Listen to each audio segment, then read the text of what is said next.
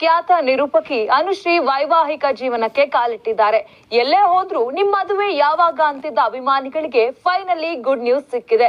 ಅನುಶ್ರೀ ರೋಷನ್ ಜೋಡಿ August 27ರಂದು simple ಆಗಿ ಹಳದಿ ಶಾಸ್ತ್ರವನ್ನು ಕೂಡ ಮುಗಿಸ್ಕೊಂಡಿದ್ರು. ಅನುಶ್ರೀ ತನ್ನ ಬಹುಕಾಲದ ಗೆಳೆಯ ರೋಷನ್ ಜೊತೆ ಸಪ್ತಪದಿ ತುಳಿತಿದ್ದಾರೆ. ಗಣೇಶ ಚತುರ್ಥಿಯಂದೇ ವಿವಾಹ ಪೂರ್ವ ಶಾಸ್ತ್ರಗಳು ನೆರವೇರಿವೆ. ಅರಿಶಿನದಲ್ಲಿ ಮಿಂದೆದ್ದ ರೋಷನ್ ಅನುಶ್ರೀ ಫೋಟೋಗಳು ಭಾರಿ ವೈರಲ್ ಆಗಿವೆ.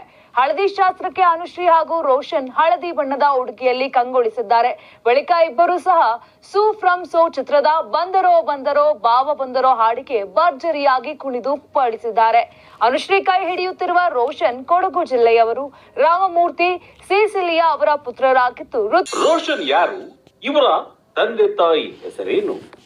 ಸದ್ಯ ಅನುಶ್ರೀ ಹಾಗೂ ರೋಷನ್ ರವರ ವೆಡ್ಡಿಂಗ್ ಕಾರ್ಡ್ ಸೋಷಿಯಲ್ ಮೀಡಿಯಾದಲ್ಲಿ ವೈರಲ್ ಆಗುತ್ತಿದೆ.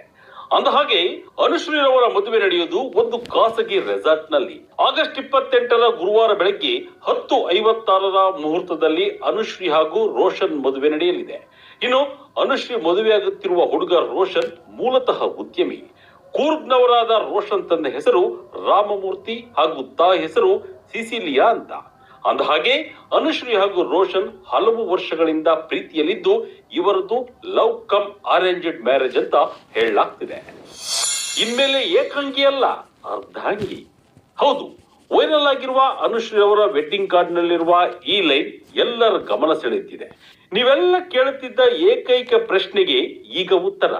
ಏಕಾಂಗಿ ನಿರೂಪಣೆಯ ನಂತರ ಅರ್ಧಾಂಗಿಯಾಗುವ ಹೊಸ ಮನ್ವಂತರ ಎಂದು ಅನುಶ್ರೀ ವೆಡ್ಡಿಂಗ್ ಕಾರ್ಡ್ ನಲ್ಲಿ ಪ್ರಿಂಟ್ ಮಾಡಿಸಿದ್ದಾರೆ. ಕನ್ನಡದ ಬಹುಬೇಡಿಕೆ ಉಳ್ಳ ನಿರೂಪಕಿಯಾಗಿ ಗುರುತಿಸಿಕೊಂಡಿರುವ ಅನುಶ್ರೀ ಮದುವೆ ಬಗ್ಗೆ ಅವರ ಅಭಿಮಾನಿಗಳಲ್ಲಿ ಕುತೂಹಲ ಹೆಚ್ಚಿಸಿತ್ತು.